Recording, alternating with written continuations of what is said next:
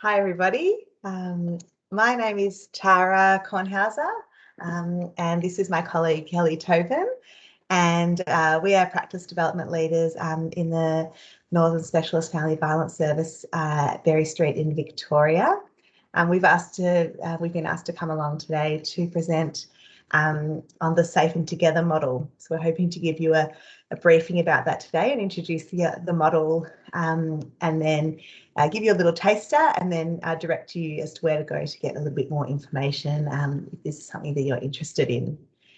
So Kelly and I work at Berry Street, but we've also taken part in the Train the Trainer program through the Safe and Together Institute, which is based in America. Our service down in Victoria provides a family violence response to the Northern Metropolitan Sub-region of Melbourne. We support victim survivors of family violence and their children, inclusive of cisgendered heterosexual women and their children, people from the lesbian, gay, bisexual, transgender, intersex and queer communities and their children. Our service provides a range of specialist family violence programs, from crisis response to counselling and case management. Our service also aims to support victim survivors and their children to remain safely within their community and maintain a life free of violence, while also addressing the emotional and practical needs arising from the violence. So today, the Safe and Together model, which we're hoping we can introduce you to, is a family violence practice-based model which originated in the United States and was created by David Mandel. This model was originally developed to improve family violence practice competency and cross-agency collaboration across the child welfare system and family violence response system as well. This model provides community service sector practitioners with a shared framework and strong advocacy platform, which enables them to advocate strongly and effectively for victim survivors of family violence. The model has a range of different training components. This is a 1 hour overview. There's also a 1 day overview and a 4-day core training. And then there's a Train the Trainer intensive training as well. So Kelly and myself have completed the 4-day core training and the Train the Trainer training. And that's why we're here today, to be able to present to you.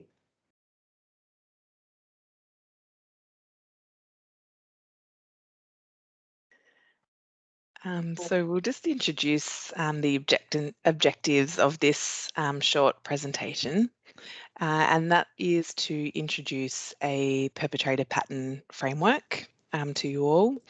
And I guess when we're talking about that, which will become clearer over the course of our discussion today, is that the Safe and Together model encourages practitioners to have a very detailed and behaviourally kind of focused account of the perpetrator's patterns of behaviour over time against different family members. So historically, within the family violence sector in Victoria, practitioners were often using language and documenting under broad sort of category descriptions. So saying things like the perpetrator used physical violence against the victim survivor, whilst the framework is actually really encouraging us to dig into what that behaviour was, and really trying to paint the picture, tell the story, and write it down in our documentation. So we're really having our focus on the behaviours that the perpetrators are choosing to take, and the impact that it's having on the broader family function and the victim survivors. So it's quite a kind of practice shift. We'll also be introducing the Safe and Together model principles and components, which are kind of the cornerstone to the Safe and Together model, and how we use these to guide our practice. And we'll also share a little bit of information about the 4-day core training and the 1-day overview training as well.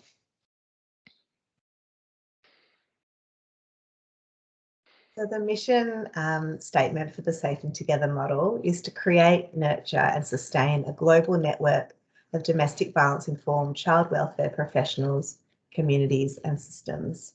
And this is really the foundation for why the Safe and Together model was created.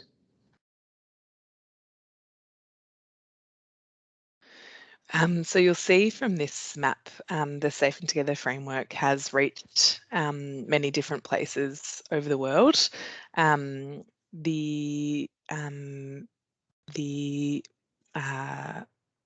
the US, Canada, UK, Asia, and Australia. And so there are conferences that have been held in these kind of different continents, core trainings available, and also train the trainer programs.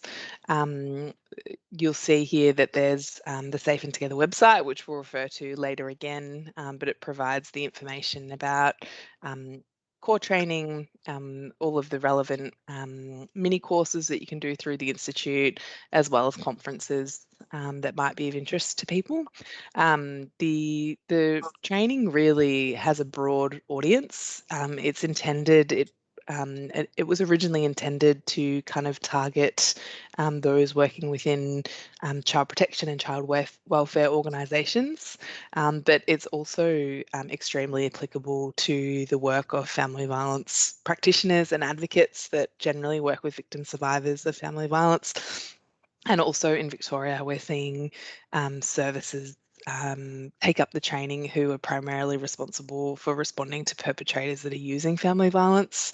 And there's this sense, I suppose, that the framework and training can provide a bit of a shared framework and language about how we're thinking about family violence in the families that we're supporting, and how we're kind of working together systemically to promote the accountability of people that are using violence, as well as the safety for victim survivors.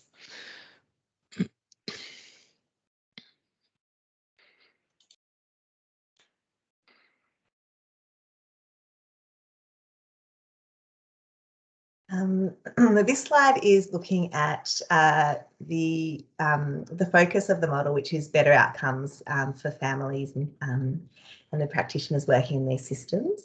And the way that this is happening is through practical training and tools that we can apply across all areas of practice, including interviewing, assessments, documentation, and our case planning practice as well.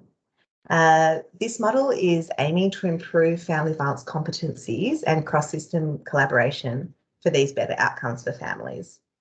The model is made up of some practice tools, as we talked about, which is like there are mapping tools, tools that focus on pivoting to the perpetrator, case planning guides, and this is all to help professionals use the model in their day-to-day casework.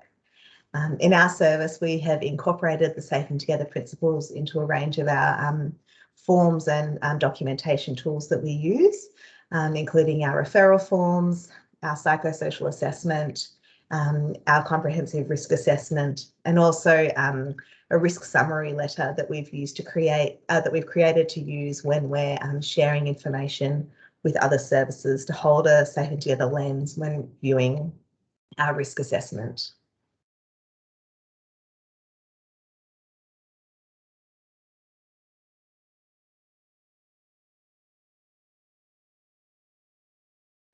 Sorry, on mute.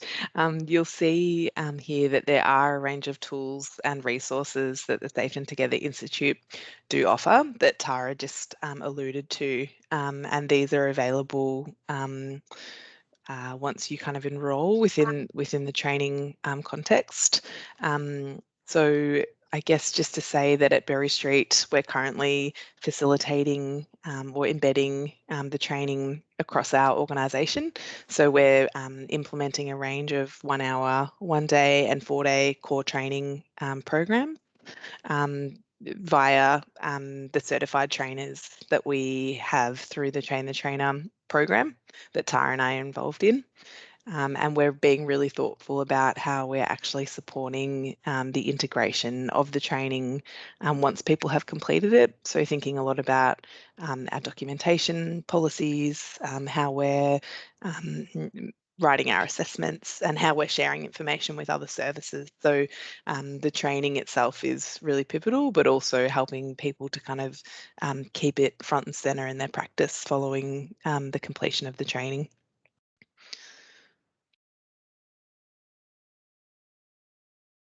Okay, now we're getting a bit more into the substance of the model.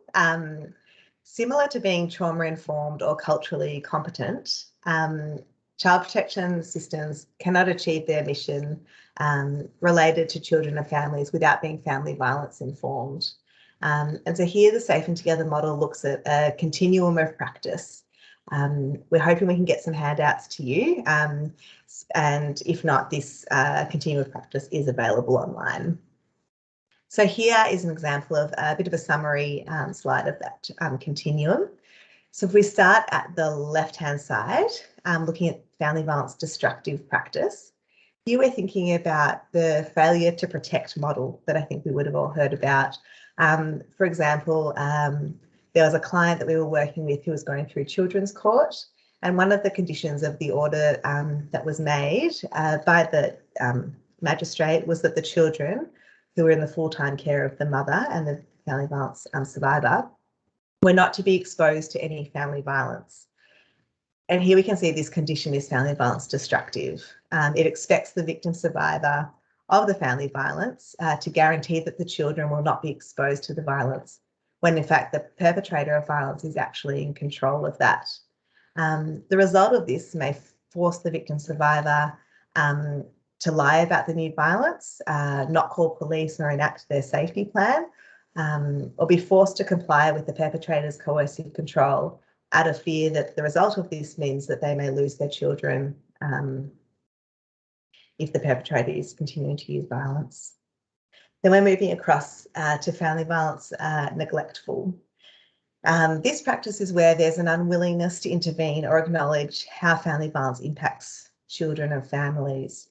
In this sort of theme, where we're hearing statements such as family violence is only relevant if the kids are there to see or witness the violence. If the couple separates, family violence is no longer a concern, or she keeps letting him back in.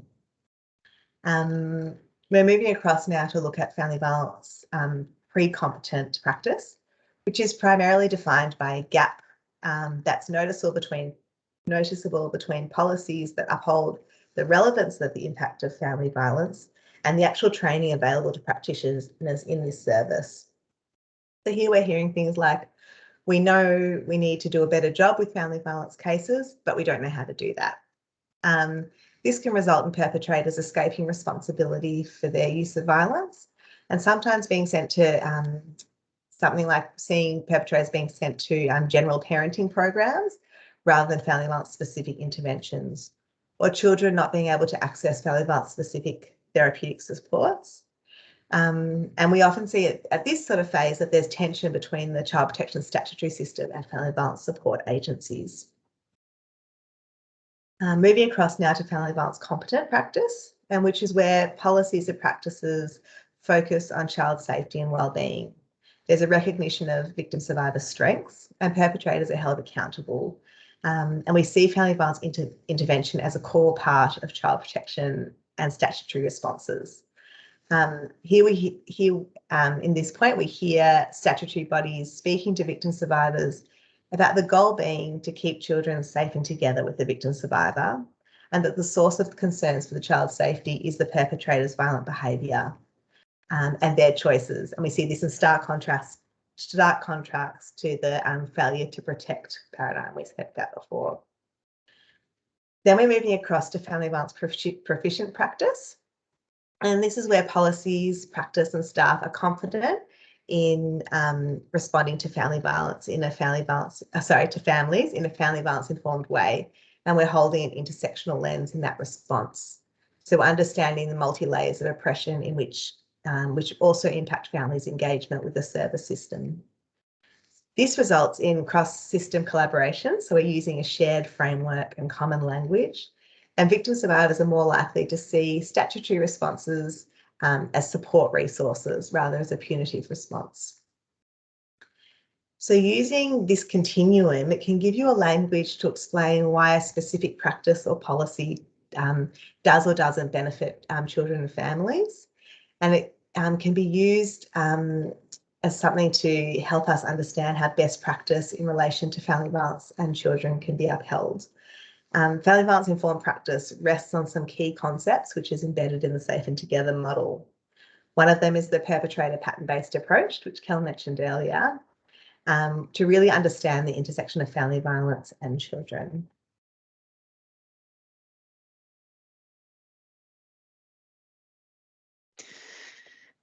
Thanks, Tara. We're moving on to look at the Safe and Together principles now. So, like I mentioned earlier, the principles are quite a fundamental underpinning of the entire framework. The principles support this shared language that Tara was just referring to, and also a practice approach that we have seen, and the model articulates improves outcomes for families where family violence is identified within the service system. We've seen it in Victoria be kind of fundamental in the initiation of what we've called a multi-agency triage response, where we're jointly triaging and responding to police referrals within the Northern region with child protection, as well as family service agencies. And so this framework has enabled a sharing of information in a really kind of family violence informed capacity that we believe has contributed to good outcomes. And continues to be kind of thought about as that sort of joining framework across different service systems within the state and in other states within Australia also. I guess to say that these principles are what we kind of draw upon to guide a lot of our practice and policy kind of documents. So we're using this kind of language in a lot of facets of our agency at Berry Street.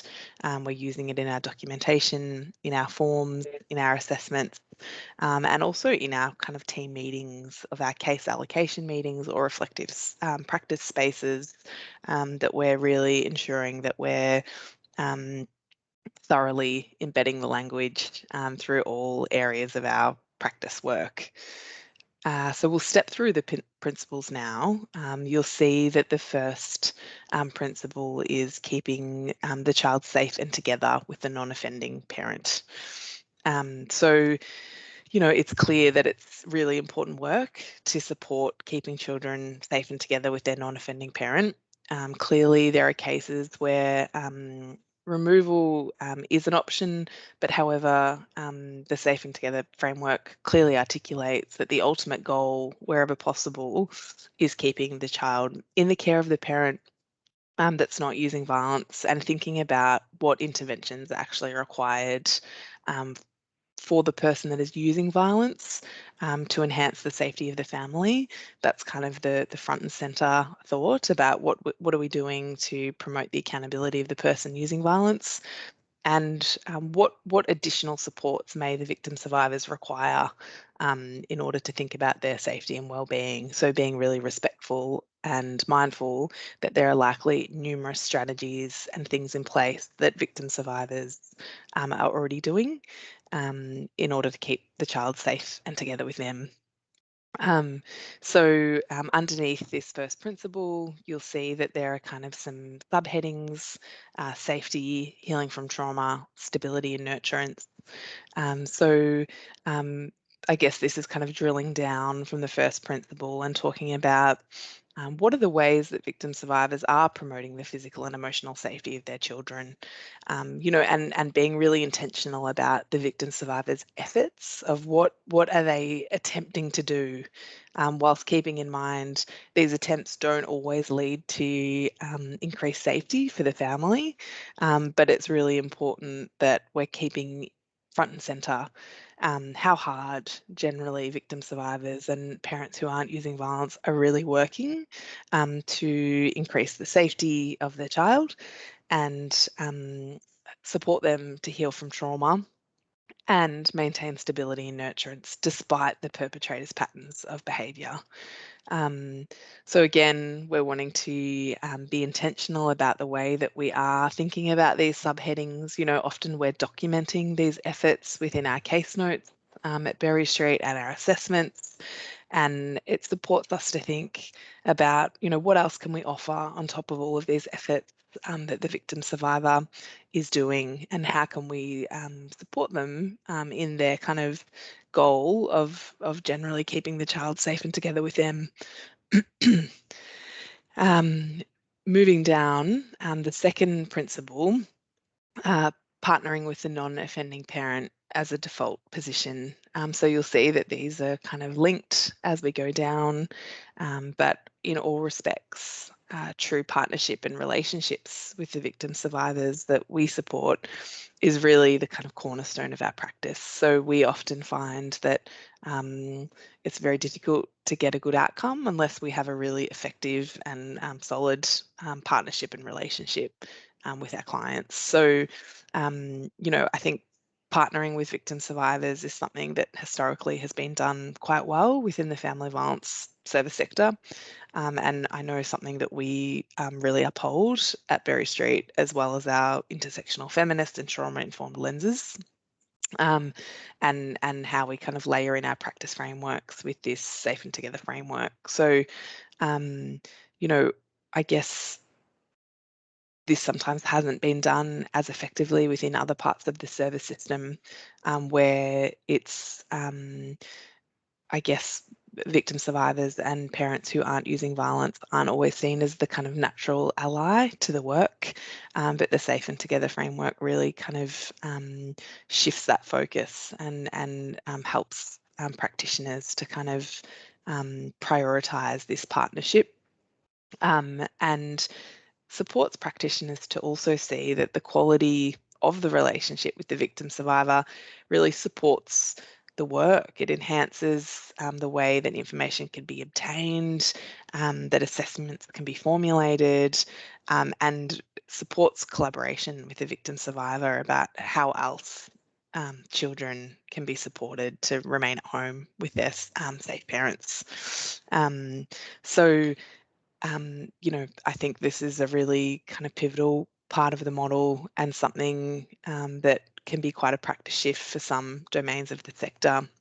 And often it feels as though the work sometimes of our service to make sure that we're advocating for services to kind of keep this in mind, and helping parts of the service system to see the efforts and acts of resistance the victim survivors are kind of taking, and that not being seen as kind of an assumed mothering task, but a really kind of important kind of parenting efforts, despite often what they're experiencing as kind of acute family violence and quite severe coercive control. Just moving down now to the third principle, intervening with perpetrators to reduce risk and harm to children. So I guess these principles, or this principle, focuses on intervening with perpetrators, and this being necessary to reduce the risk of harm to children. So within our service at Berry Street, we don't directly interface with people using violence. However, we, I guess, see that intervening doesn't only mean directly interviewing. It actually can involve a lot more work than that. So we talk about how we keep perpetrators in view, and so how conscious we are about documenting the perpetrator's patterns of behaviour. So having a really clear and behavioural focus when we're writing our assessments and notes, and that we're really keeping the pattern very visible when working with other service systems to promote the accountability of people using family violence, in the best, and thinking about what accountability means in the best ways for each victim survivor that we're working with. So I guess, it's important to say that intervention or accountability is not just a justice or police response, and intersectionality is something that we speak really frequently about here. It's really kind of a fundamental practice component for us, and for the Safe and Together model also, it's an entire kind of afternoon in the core 4-day core training, in which it's kind of really explored further.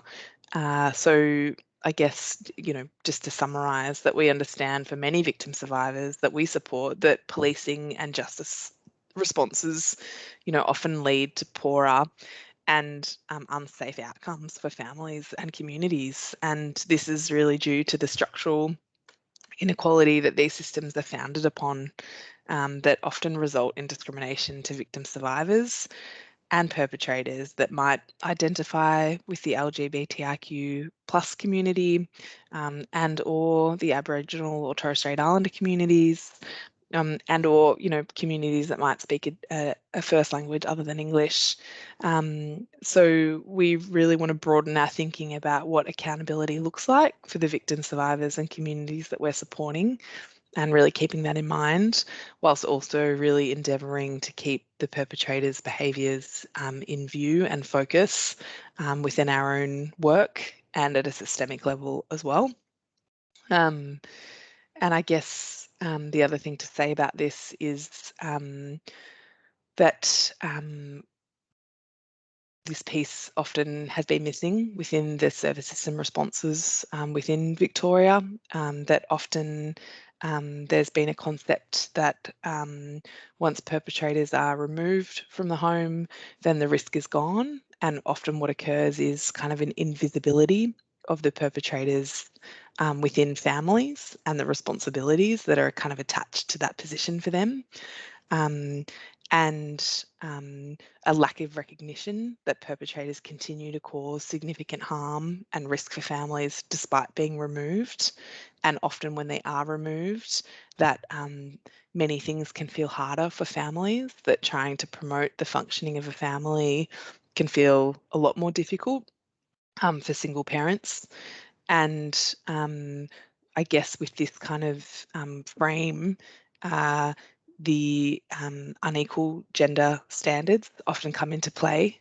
And so what we're, again, really trying to keep front and centre in terms of our advocacy efforts are really trying to understand from other services about what they're doing to try and intervene and keep him held to account, despite this kind of often dropping off within the service system response.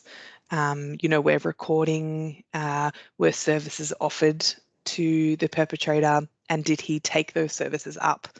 And we're recording them. And often what translates is us submitting documentation to various court systems about really trying to highlight it's identified that this perpetrator used these behaviours. He was provided the option of taking up services to address these behaviours, and he declined to do so. So it's really trying to paint the picture of his agency and choices to address these behaviours, and ensure that this is being communicated to the parts of the service system that it needs to be. And I guess trying to reduce the invisibility of fathers that are using violence, and their responsibilities to promote the functioning of the family, whether they're in the home or it's from when they're excluded from the home. So that's quite an important piece for us. Thank you, Kel. And that fits perfectly in with this next part of the model. We're thinking about the multiple pathways to harm, which is where we're considering what are the negative effects of the family violence perpetrator's pattern on child and family functioning. This multiple pathways to harm model can be integrated into all parts of the casework, so assessment, interviewing, documentation, and case planning. Like what Kel said earlier, that this framework reduces gender bias by connecting perpetrators' patterns to issues that are often attributed to the survivor. So thinking about housing, school attendance, family connections. This can help, again, with partnering with the victim survivor. Well, multiple pathways to harm approach is keeping the child centred by considering the child's physical and emotional safety, routine, stability, as well as the family's broader ecology and survivors' parenting, which often impacts the child's access to supports, their resiliency and healing from the trauma. Multiple pathways to harm approach also addresses the needs of families from different cultural, community and socioeconomic backgrounds by taking a more holistic approach to the relevance of family violence to child and family functioning.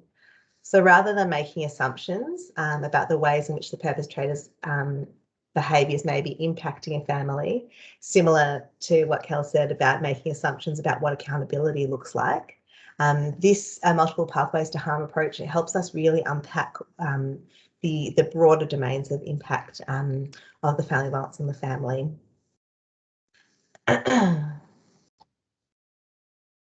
This framework helps us, as I said, identify the broad domains of impact of the perpetrator's behaviour and how this is tied to safety, healing from trauma, and stability and nurturance, as well as helping to ensure that any change goals for the perpetrator are focused on what will help the family most.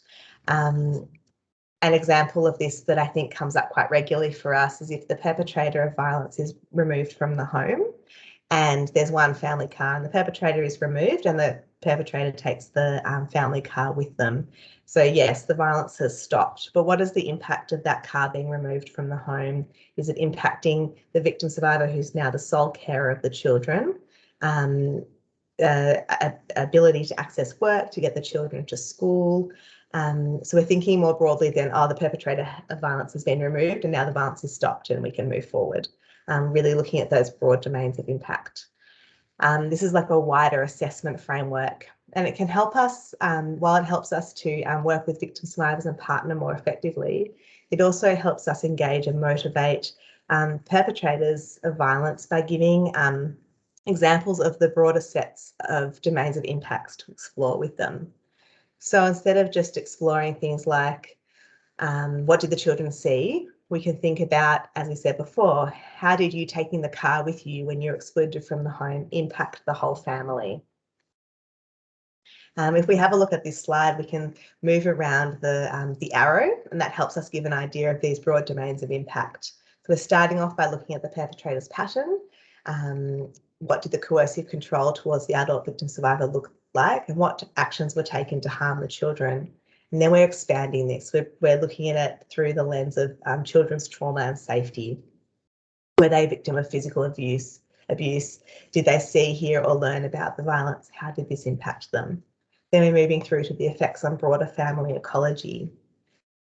What was the result of the violence? Was there a loss of income? Was the family excluded from their home for not paying rent or damage to the property? Was the family moved geographically away from other family, or was the victim survivor required to cut off contact with the broader family as a support network? How did the children's school attendance, or how was that disrupted? Then we're moving through to look at the ways that this is all harming the children, thinking about the different domains for the child: behavioural, emotional, social, educational. How has this impacted their development? And the one that's sort of front of mind frequently is, has there been any physical injury? Lastly, but just as importantly, we're thinking about the effect on the partner's parenting. And we know that often family violence can disrupt a parent-child bond, or severely impact the capacity of the victim survivor to parent in a way that they would otherwise have wanted to if the violence wasn't occurring. Can impact on the victim survivor's mental health, their misuse of substances. The victim survivor may feel that there's a loss of authority in their parenting practice. They may simply not have the energy to put in what they want into their parenting space because they are spending so much time having to address the perpetrator and keeping the peace in the home. And we know that this interferes with day-to-day routine and practice, basic care. We see that really frequently with our families. So hopefully this view of this multiple pathways to harm approach can give you an idea of how we can apply this model into all parts of our practice and casework. Okay.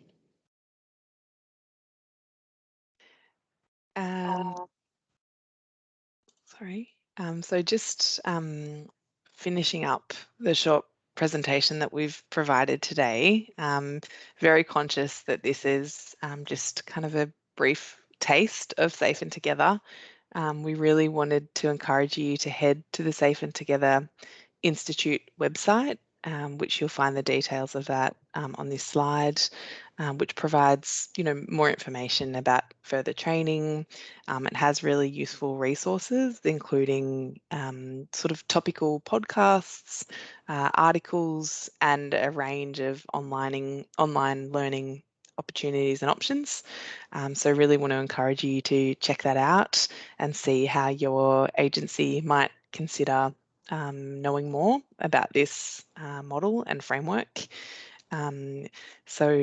Just want to wish you all the best for the remainder of your conference. Thank you very much for inviting us along to discuss our use and application of the Institute, the framework from the Institute. So thanks very much for the opportunity and hope you enjoy the rest of your time. Thank you. Bye. Bye.